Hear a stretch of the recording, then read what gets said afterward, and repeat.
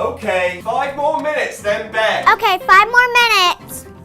I only have 5 more minutes to finish my lollipop and read you a story before bed. So let's get started. Today we're reading Hansel and Gretel. It is retold by Ronne Randall, illustrated by Erica Jane Waters.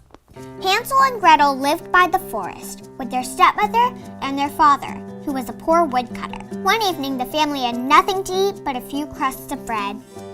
Hansel and Gretel went to bed feeling hungry. As they lay there, they heard their stepmother and father talking. "There are too many mouths to feed," said their stepmother. "We must take your children into the forest and leave them there." "Never," cried their father. "Well, I'm not going to starve." Their stepmother barked. "The children are going, and that is that." Gretel began to cry, but Hansel comforted her. "Don't worry, I'll think of something," he promised. The next morning, Hansel and Gretel's stepmother woke the children at daybreak. "Get up," she ordered. "We're going into the forest to chop wood." She gave Hansel and Gretel a crust of bread each for their lunch. Hansel broke his bread into tiny pieces in his pocket, and as they walked along, he secretly dropped a trail of crumbs on the ground. Deep in the forest, Hansel and Gretel's father built them a fire. "Your stepmother and I are going to chop wood now," he said.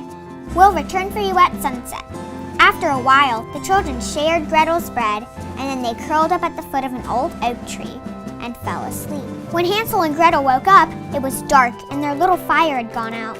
"I want to go home," Gretel whimpered. "Don't worry," said Hansel. "We'll just follow the trail of breadcrumbs I left." But the breadcrumbs were gone. The forest birds had eaten them all up. "We'll wait until morning," Hansel said. "When it's light, we'll find our way home." The next morning, the children were woken by the sound of birds singing. In the tree above them, a snow-white bird flapped its wings as if to beckon them. "Look," cried Hansel, "maybe that bird will lead us home." But the white bird led them deeper into the forest, to a little house made of gingerbread. The roof was dripping with sugary icing. The windows were framed with candy canes, and the yard was filled with colorful lollipops. Delighted, the hungry children began to feast upon the candies. Suddenly, the door creaked open. Creak! And a croaky voice came from inside. "Nibble, nibble like a mouse. Who is nibbling at my house?" An old woman hobbled out leaning on a crooked stick. "I can't see very well. Who are you?" she asked. "Just 2 hungry children," Hansel replied.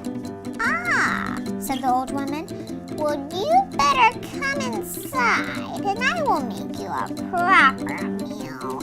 The old woman placed a plate before Hansel and Gretel, piled high with delicious pancakes. They ate and ate until they were ready to burst. Then she showed them 2 little beds. Hansel and Gretel snuggled down under the soft blankets and fell fast asleep.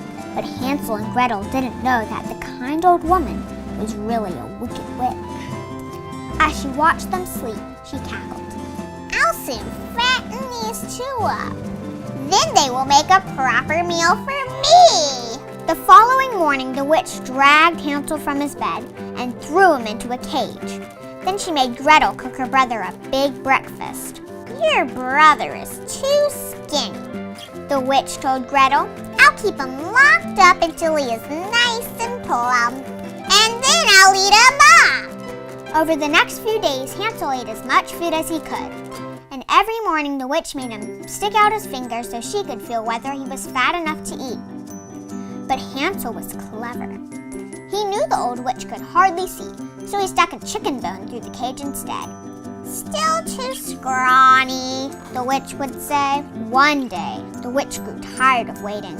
"Whether he be fatter or thinner, I'll have Hansel for my dinner," she crowed. "Light the oven," the witch ordered Gretel. "Now crawl in and see whether it's hot enough."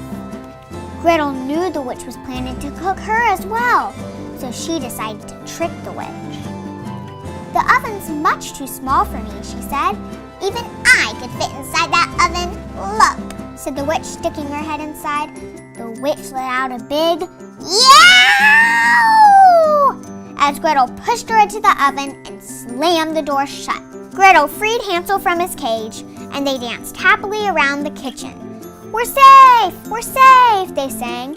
When the children looked around the witch's house, they found chests crammed with gold and sparkling jewels.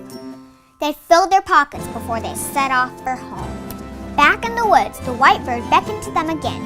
This time it led them straight home, where their delighted father greeted them with hugs and kisses.